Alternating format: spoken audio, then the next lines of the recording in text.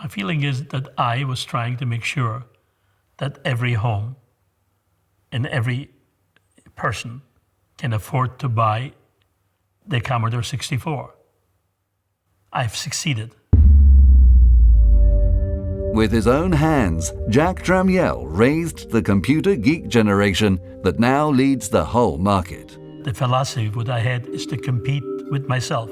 A company has to know if they have good designers, they have good people, and they can come up with products faster than other people can, they should show it to the world. They should not keep it until somebody else starts competing with them.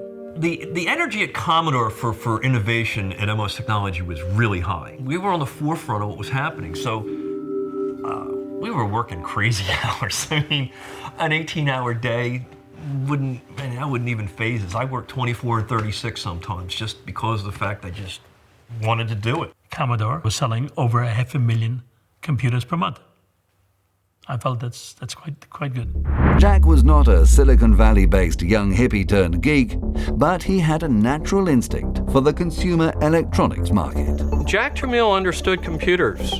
He did. He understood what they needed to do. He understood what we needed to do. And he understood what people at home needed from a computer. You know, it was computing for the masses. Once the computer was out there, the kids decided what to do with it. There's no doubt that it was the games that drove the sales of those computers. Home computers followed the path opened by video games. Since all of the game machines were in fact computers, there was no reason you couldn't have a home computer. In fact, putting your hands on a computer was much more rewarding and fun. I helped start the home computer revolution and I played a role. I'm glad we kick-started the revolution, but I'm sorry we didn't finish it to the end, and that's just too bad. Having your own computer in those days turned out to be an unforgettable experience. I'm always running across people who have learned to program on the VIC-20 or Commodore 64. Everyone remembers their first computer, and it always has a special place in their hearts. Yet Jack Tramiel could in no way be defined as romantic or nostalgic. My wife and I went to Paris to relax. And I remember we went to a boutique shop. I met a couple of guys sitting there, and they were both from IBM. Says, "What are you doing?" I says, "I'm in the computer business." "In what kind of business?"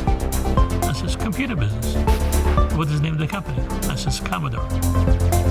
He says, "That's nothing. This will never make it." And that was the mentality of IBM.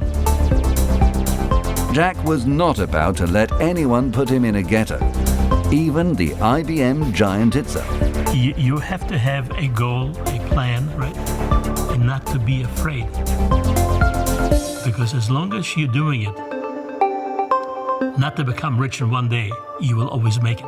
If you want to make money, you have to give before you take.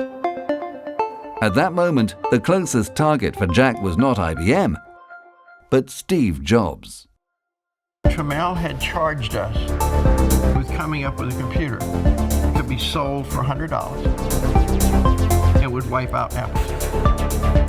We recognized that the Apple II was really setting the standard for what was happening in this whole microcomputer world. Apple was my biggest competitor, so I was trying to show the people, right, that they can get a product from me as good as the Apple or better for a low price. Tramiel could not tolerate the halo of coolness that surrounded Apple. The attitude was to advertise as much as possible, to get endorsements from university professors how good their product is. My attitude was to make the product as good as possible, and by spending less money for advertising, less money for endorsement, the individual gets the benefit.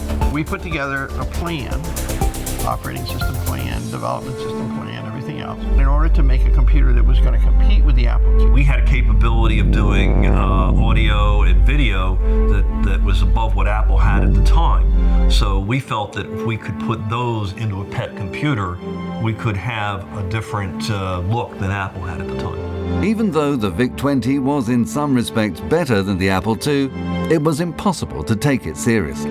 Anybody in the industry looks to Apple II and say, oh yes, that was perhaps the most important computer ever to come out. But for the ordinary people in the home,